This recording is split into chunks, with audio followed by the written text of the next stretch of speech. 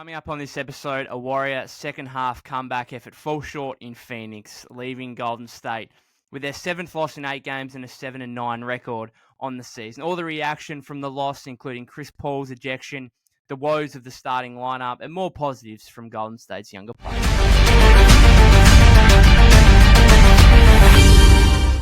Yes, welcome back to the Golden State with Mates podcast after a 123-115 loss for the Golden State Warriors against the Phoenix Suns at Footprint Center on Wednesday night. Happy Thanksgiving to everyone. As an Australian, I have no bloody idea what's going on.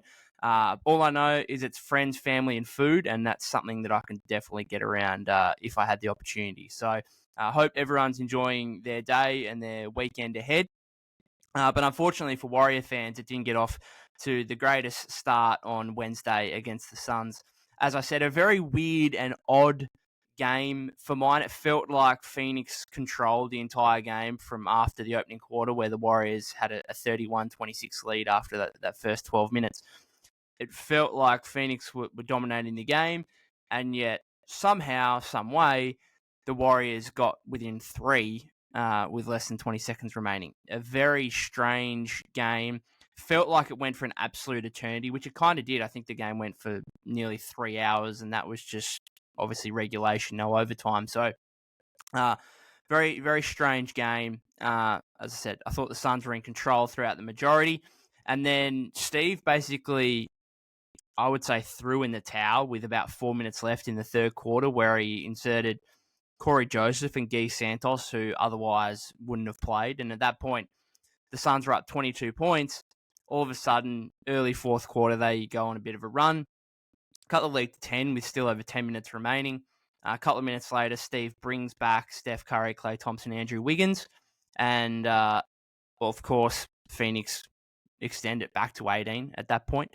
And that was just a typical signifying of the starting lineup in this game was absolutely atrocious, and we'll get into that.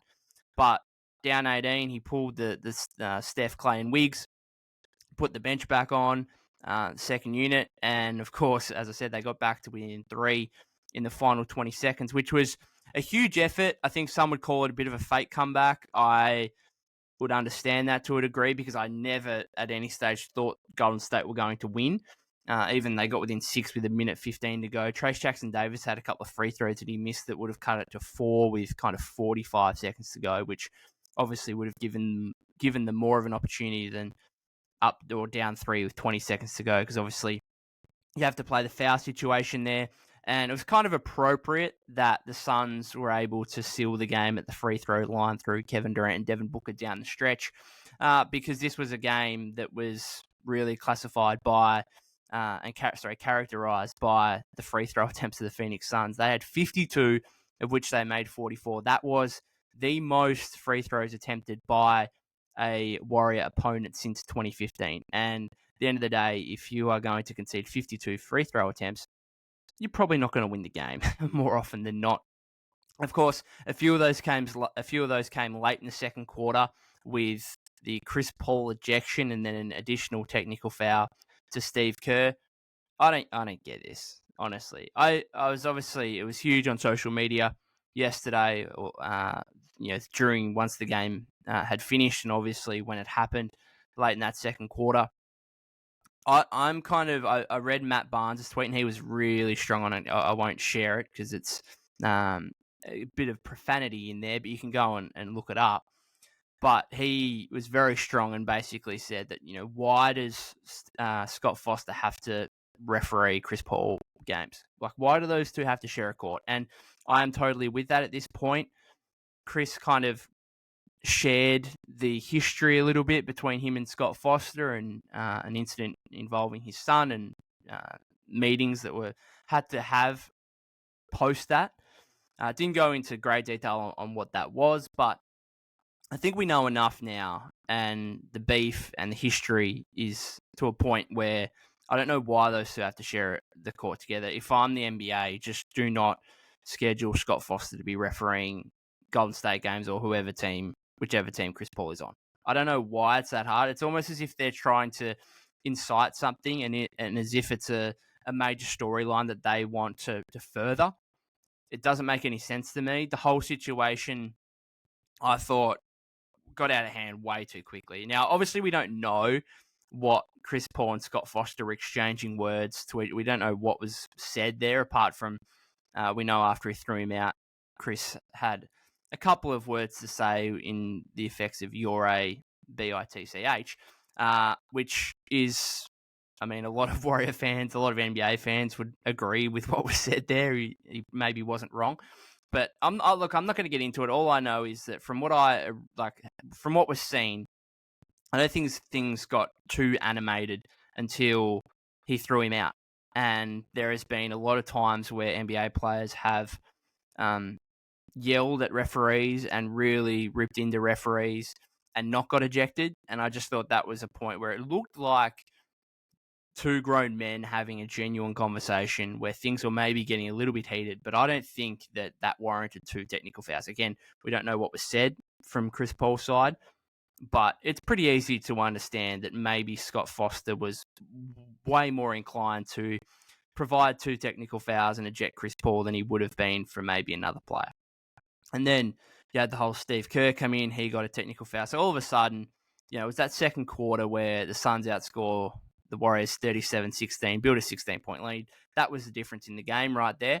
And, that last 20 seconds with the three technical fouls, that kind of capped off what was a disastrous and nightmarish second quarter for the Warriors, and a nightmarish return to Phoenix for Chris Paul through. I mean, he's got to take some fault in it, I suppose. But I think on another day with another referee, he's probably not thrown out of that game. And the Warriors probably have more of a chance to win that game in the second half. So very, very disappointing. The other thing was there was the footage once the half ended where Steve was talking to Scott Foster even more. And then Steve turned and walked away, and Scott Foster was following him. I think that would rub a lot of fans and particularly Warrior fans up the wrong way. I don't know what that was about, why he was trying to. It was as if Scott Foster was trying to instigate more and get to a point where he had the chance to throw Steve Kerr out of the game. I don't know. Look, I'm not saying that Scott Foster needs to be barred from the NBA. Obviously, there's a history there with Chris Paul. There's a history there with Tim Donaghy as well. Look, I'm not like other fans. I don't have a huge issue against him. I just know that obviously there's a beef there with Chris Paul, and I just don't know why they have to be on the floor at the same time. There's enough NBA referees going around where you can schedule anyone but Scott Foster for Golden State games and for Chris Paul games. Anyway, let's move on because you could kind of dissect it and talk about it for ages. The second quarter, as I said, 37-16. The Warriors' defense from that second quarter and early in the third quarter was horrific. And we know there was kind of that meeting between players out on the floor where they were going through defensive schemes. It was Chris Paul led. Well, it didn't really do too much in this game because some of the miscommunication, some of the missed coverages, some of the just general laziness, I thought, particularly from the starting lineup in that second quarter, late in that second quarter and early in that third quarter. So the Suns put up 37 in the second, and then they have 20 points within basically the first 5 minutes of the third quarter. And that's the ball game right there. 4 of the 5 starters are a minus 14 or worse for the game. And so when Steve actually threw in Corey Joseph and Guy Santos with 4 minutes to go in the third, I think most of us were surprised, thinking, okay, it's a 20-point game and he's throwing in the towel already with 16 minutes left in the game. But I tweeted at the time, I said, I don't mind it. The starters are crap right now, so you might as well try something different, try and find some energy and some inspiration from elsewhere. And to be fair, they did. And the issue going forward here, as positive as that comeback was, the issue is that I think it actually opens up more questions regarding the rotations than you found answers. Because again, you found a second unit and a bench who were willing to put in the work and willing to fight and really played well and forced Phoenix to play Kevin Durant and Devin Booker right to the final buzzer.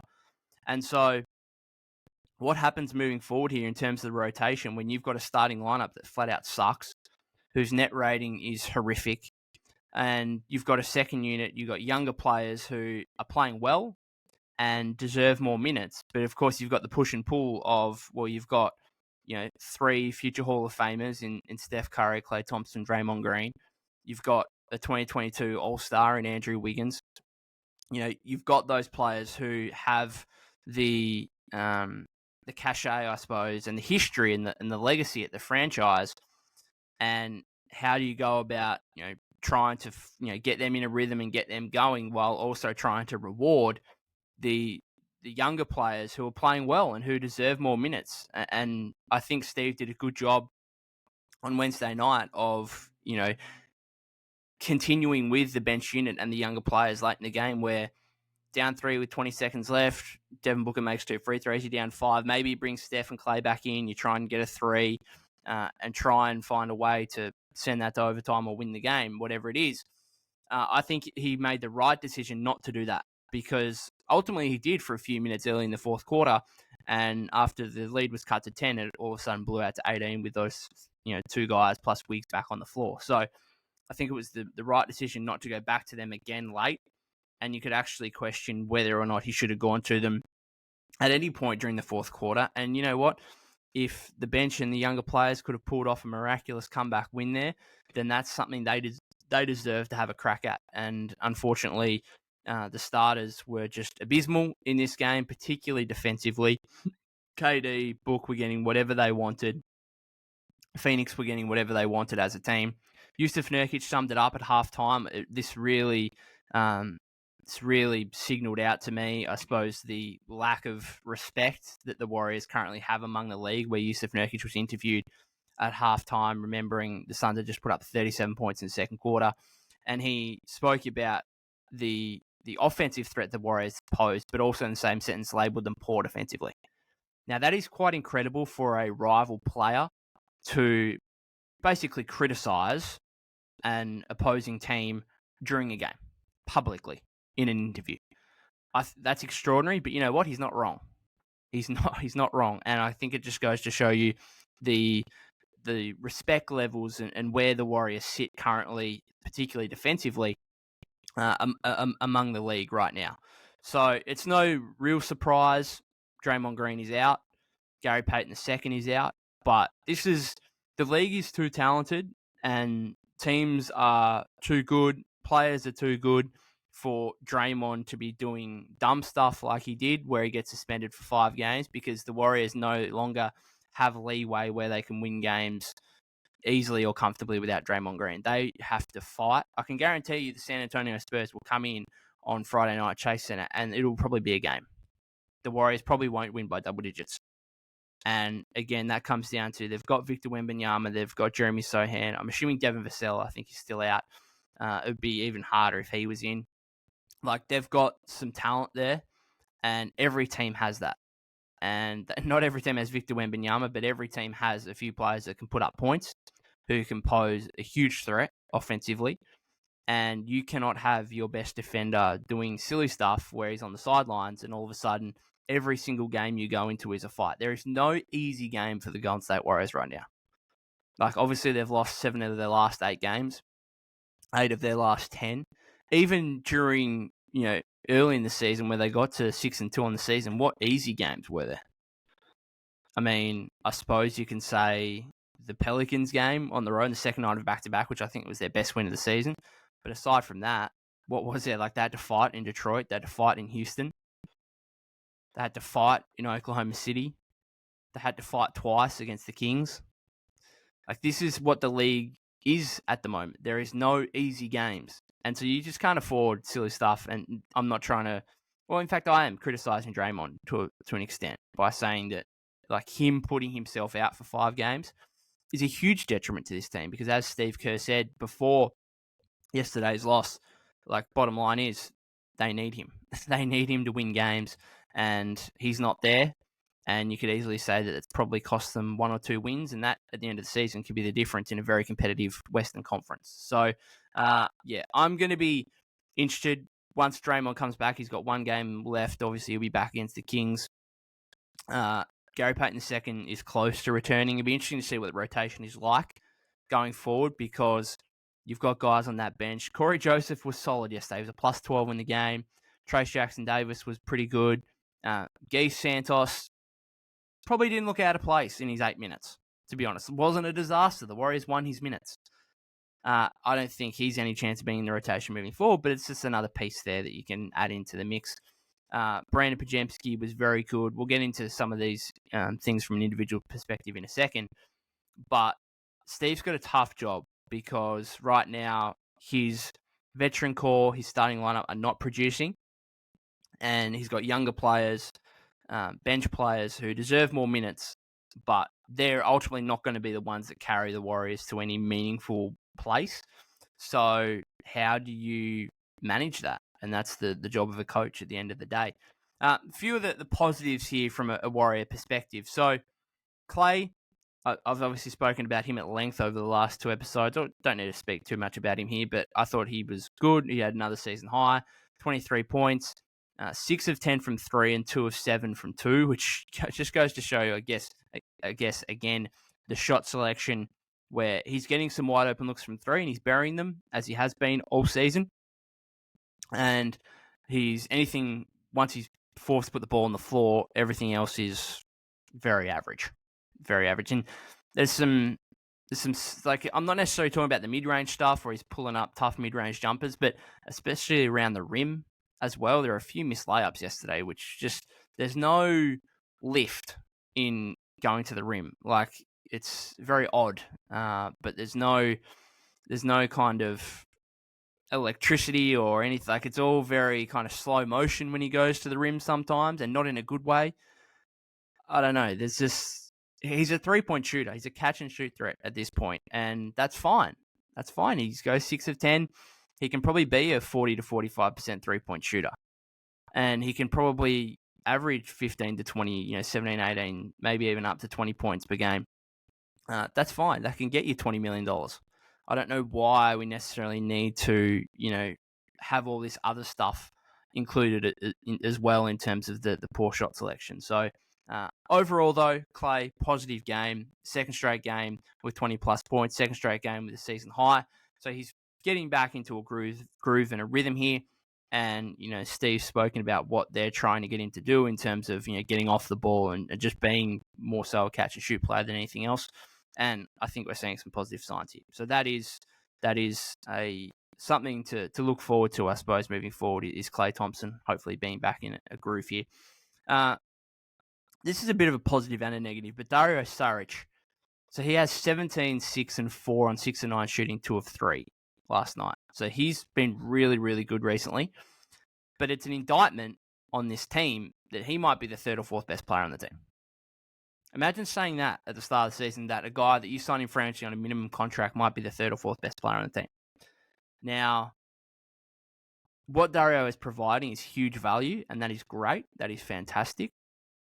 But we as in the Warriors, shouldn't be relying on him as much as we are in terms of the offensive production, in terms of the plus minus, and just being a better team when he's out there. Like, I've thought that he should be a guy that should be playing 18 to 20 minutes a game max, but all of a sudden it looks like he's probably going to have to play like 25 minutes a game almost, because the Warriors are just a significantly better team with him out there, which, again, is good from an individual perspective for Dario Saric, but I think it's a bad thing for the Warriors that he's a top 3 or 4 player on the team right now. Now, obviously, Draymond comes back, but, I mean, Dario, more consistent product than Wiggs right now. It's probably about the same level as Clay. Like, he's literally behind Steph. You could argue he's the 2nd best player on the team. That's a worry. I mean, CP is probably above him, but whatever, like 3rd, 4th, 5th, whatever it is, I think it's still, you would have gone into this season thinking, all right, you got your top 6, you got Kuminga 7, maybe Saric is your 8th, but maybe hopefully Moody's above him. So you got Saric as your 9th, and then Gary Payton 2nd. Maybe Saric is your 10th best player. Well, now he's top 3 or 4, and I think that kind of signifies where the Warriors are at as a 7 and 9 team. Because as good as he has been, Dario Saric is not the 3rd or 4th best player on a team that has championship aspirations. He isn't. So Shout out to Dario. He's been great, but it's a bit of an indictment on his teammates. The fact that he's been as important as he's had to be for the Warriors so far this season. Pods was really good, especially late again yesterday. He's just a gamer. He just does stuff. So 10 points, 4 rebounds, 2 assists, and 3 steals. He just affects winning, and that's why, like, even once this rotation kind of completes itself with Draymond and GP2 back in the lineup, I think he's still going to have to play. And it's going to be interesting to me because obviously if Chris goes back into a 6-man role, how does Pods get his minutes there? Because obviously they like him as kind of a secondary ball handler / playmaker, but Draymond also kind of plays that role as well. So do they have to go 11 deep once GP2 comes back? I don't know. I think there's going to be some nights, and I honestly think there should be some nights where if there's not a major matchup for Gary Payton II, then Pods should play above him, and maybe GP2 has a few DNPs here and there. And the only reason I say this is because I'm actually pretty impressed by Pods' on-ball defense ability. And he's not GP2, no one's saying that, but he does provide that a little bit. And then the offensive stuff is obviously much, much more than what GP2 provides. So he could actually, I think, elevate over him in the rotation. Maybe that's a bit harsh on GP2, and maybe I'm just forgetting about him because he's missed the last couple of games here. But I honestly think this is a guy who is a really impactful player to winning straight away early in his career. And it's a real credit to him for how good he's been, how impactful he's been. And he just does little things like the 3 steals yesterday, a couple of them late, just, forcing players to fumble the ball out of bounds or whatever it may be. He just does stuff that affects winning in a positive manner. He'll get to the rim and make a layup here and there. He'll hit a 3 here and there. He might lead the league at some point in his career in charges. In fact, he might do it over multiple seasons. His ability to guess right when players are attacking him kind of in transition, and he puts his body on the line. It's fantastic. I love the little KD moment at the end as well, where the Warriors were down 3 or whatever, and or whatever it was late in the game, the last 15, 20 seconds. And he tried to draw an offensive foul on KD on the inbounds and actually got called for a flop and was given a technical there, and the Suns got a free throw out of that. Look, I like that because at that point, the Warriors were not going to win the game without something absolutely stupid and dumb and weird happening. And so why not try and suck the referee in at that point when the game's lost? Why not just try something different? And the fact that he got a little bit of a forearm in the chest from KD and he sold it big time. But you know what? I loved it. I loved it. I just thought, why not at that point? You're not going to win the game by playing basically straight up. You might as well just try something different. And I enjoyed that. It didn't work. The referee called it correctly. It was probably a flop. You could look back and say, well, yeah, he also did get forearmed in the chest, whatever. I'm happy with what the referee did, giving him a T for the flop, whatever. But I'm also happy with Pods for trying it, if I'm being brutally honest. So I just love what he provides and just the different stuff and the different ways that he can impact winning has been huge for the Warriors here and a huge positive for the franchise early in this season, which has otherwise been very disappointing with a 7-9 start. I thought Moses Moody was pretty good. He had a couple early where I think it was him and Clay on almost back-to-back possessions just jumped out at Nazir Little on the 3-point line for absolutely no reason at all. And Nazir Little was able to get to the rim. And this is my issue with Moody's. He still allows players to go by him on the dribble. There was one the other day against the Rockets where Aaron Holiday just blew by him way too easily and then made a layup and Moses tapped him on the head and was an and one. And that was kind of an encapsulation of Moses' biggest issue, which is keeping guys in front of him out on the perimeter. I think he's good as a off-ball defender. He puts his body on the line, contests at the rim really well. We saw him get kicked or kneed in the knackers yesterday, which wasn't great. But he got right back up and then transition contested again at the rim straight after. So he works hard, puts in 110%. You can never doubt his effort. But that's, I guess, the biggest issue is just his ability to keep players in front of him. out on the perimeter. But aside from that, 8 points, 9 rebounds. He's got this little move that I'm liking where he drives to the rim because, we usually just at the moment associate with him as a 3-point shooter. But he's a strong rebounder, and he's got this little move at the rim where he drives and then will stop, will spin, and can make a little fadeaway from like less than 10 feet. It's actually something he's like got in his bag now. He did it once yesterday where he made the bucket, and then the second time he spun, pump fake, got KD in there, got KD to land on him, and then made the bucket as well for an and one. And I just thought that was maybe the most impressive play of the game from a Warrior perspective. Just the skill level to be able to do that, to be able to stop, spin, pump fake. KD's a very good defender. KD jumps into him and then has the presence of mind and the steadiness to still finish in that situation. That was really, really impressive. So positive from Moses. In terms of some of the negatives, though, Steph and Wiggs. I mean, you're not going to win games when two of your best 3 or 4 players, or should be two of your 3 or 4 best players, two of your players that take the most shots, let's put it that way, they combined for 27 points on 26 shots. You're not going to win that game. In fact, it's actually astonishing to me that the Warriors conceded 52 free throw attempts. KD and Booker combined for 56 points. Steph and Wiggs combined for 27 points on 26 shots. And yet, after all that, Chris Paul got ejected in the first half. And after all that, the Warriors were within 3 with less than 20 seconds to go.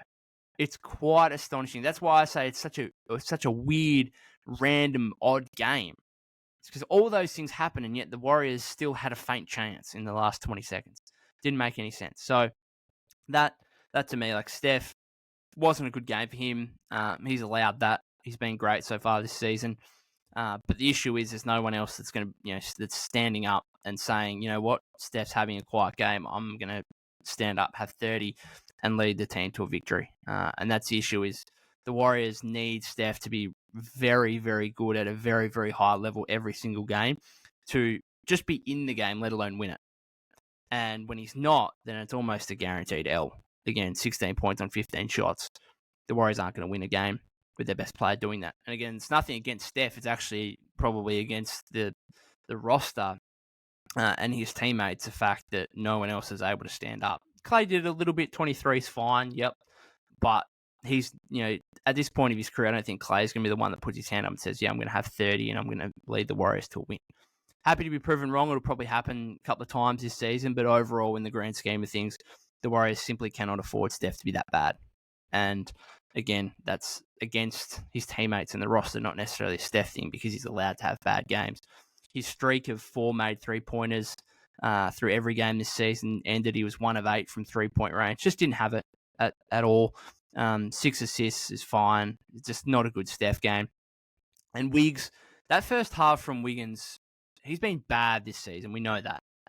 That might have been the worst he's played all season, which is saying something in that first half. Now, I think he had 2 or 4 points in the first half, turned the ball over on multiple occasions. There was one where he was posting up and then Josh Okogie just came from the blind side and he had absolutely no awareness at all. And Josh Okogie just came and took the ball from him and the Suns got a bucket in transition.